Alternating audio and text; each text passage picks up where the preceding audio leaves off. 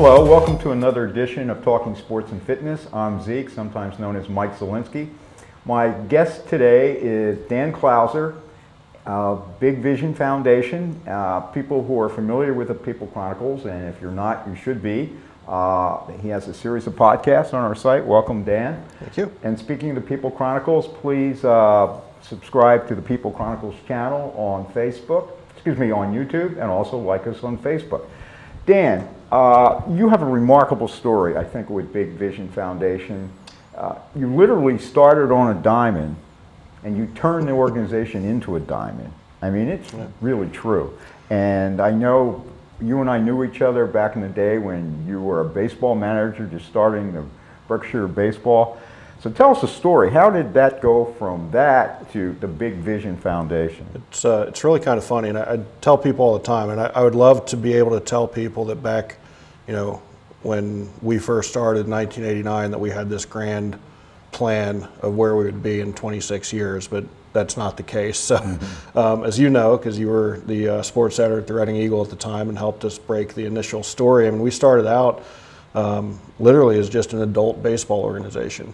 It was just a bunch of guys who still wanted to keep playing baseball. We were all just freshly out of high school. Some of us were playing college baseball. Some of us weren't, and just wanted to keep playing baseball. And at that time, there was really only one option, which was Lebanon Valley League, and that was strictly a weekend league. So, if you worked weekends, or if you just didn't want to give up every single weekend in the summer, there was really no option for you to play adult baseball at the time. So, we started the Springlawn Optimist Baseball League, which was basically a weeknight adult baseball league, and then the Berkshire Red Sox were one of the teams in that league. So, that's how we got started, and we, kept playing, and a couple years later, we actually added a 30 and over baseball team. So we had two teams, adult team and a 30 and over team, and then as we all kept kind of getting a little bit older, and we all started coaching at different places. I was coaching at Conrad Weiser Legion, and a couple buddies were coaching at Muhlenberg, and some were coaching at Exeter. You guys really did love baseball. Yeah, oh yeah, we did, and so we were playing with each other yet, but we were coaching against each other, and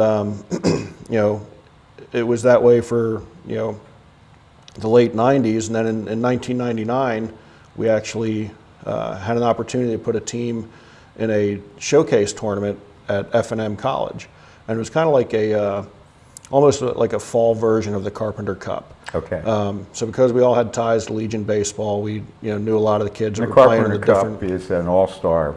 A lot of times they used to play at the Vet, and now at the Citizens Bank. Correct. So we had access to the the kids that were playing Legion baseball, so we put together this team for one weekend. And really had a great time, both as coaches and with the kids. And it was really interesting to see how kids from Boyertown and West Lawn and Shillington kind of all came together, and were, previous to that one event, were kind of bitter rivals. And then as they came together and saw that really at the end of the day, they all had this common bond, which was a love of playing baseball in common.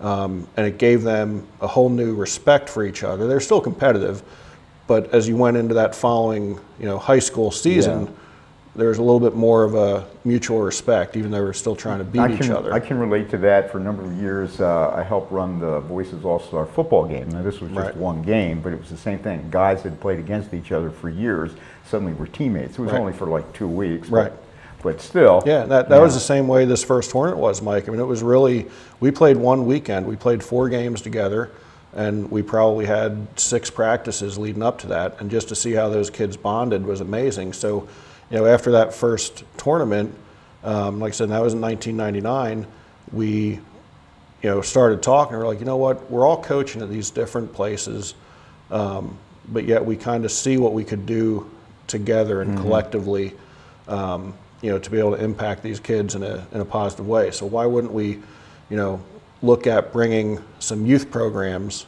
under the Berkshire Baseball umbrella? And that's what we did the following year. And again, it was a fall baseball program at that point.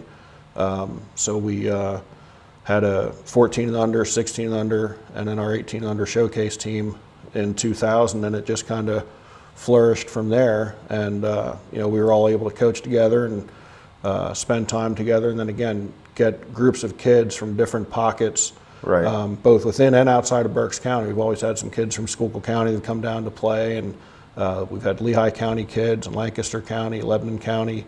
We've even had some kids from Dauphin County that come in and play, and they keep those relationships literally forever at that point. Yes, which is one of the great things about sports. It is. Lifelong lessons and friendships. So when did Big Vision come into the picture? So then fast forward to you know, basically about 2012.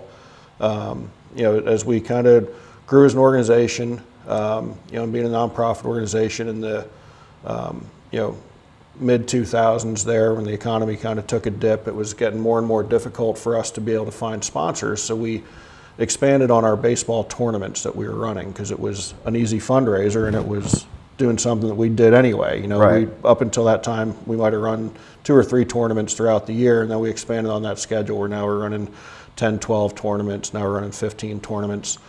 So one of the locations that we're using were the county fields out in Byrne Township.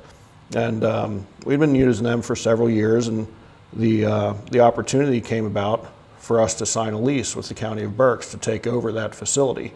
So when we agreed to do that, we decided that we should rebrand, because we didn't want anyone outside of our organization to think that that facility was a closed club, so to speak. We didn't want people to think, hey, if I don't play for Berkshire Baseball, I can't use those fields.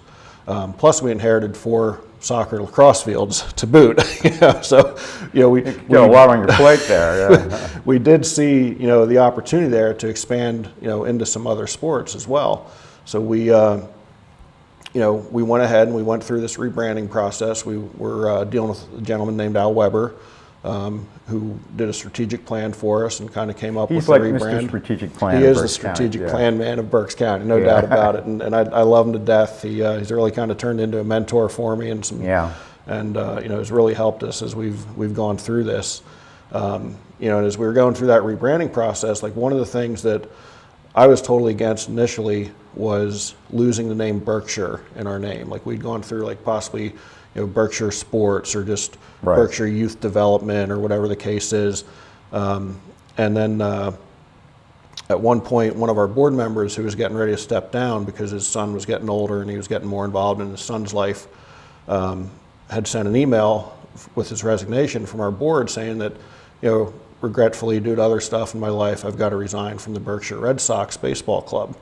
And we hadn't actually gone by the Berkshire Red Sox Baseball Club in 15 years. And it's kind of like an epiphany went off where I'm like, if we keep the name Berkshire in our name, everyone's still going to just refer to us as Berkshire Baseball. Right.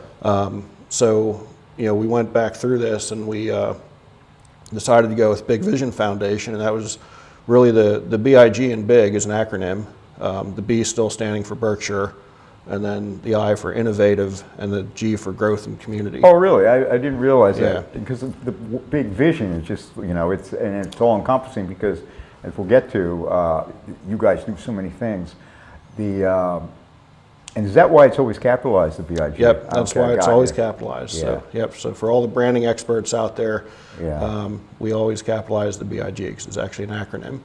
So, and you know, we went with Vision because, you know, we didn't want to be the big picture foundation, because if you're looking at a picture, it never changes. Where with a vision, it's constantly changing. So that's why we went with that. And, you know, again, it encompasses the other sports that we do at the facility. Right. And then also encompasses what we do in the community as well. So besides all the sports teams that you have, and you have a bunch of them, you just real quickly, you do a lot of charitable work too, which is amazing, which is another story for another time.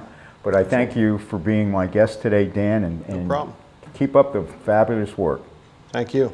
And for now, this is Zeke saying goodbye.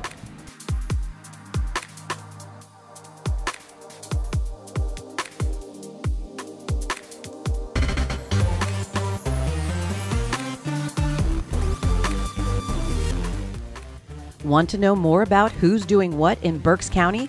Check out the stories on thepeoplechronicles.com.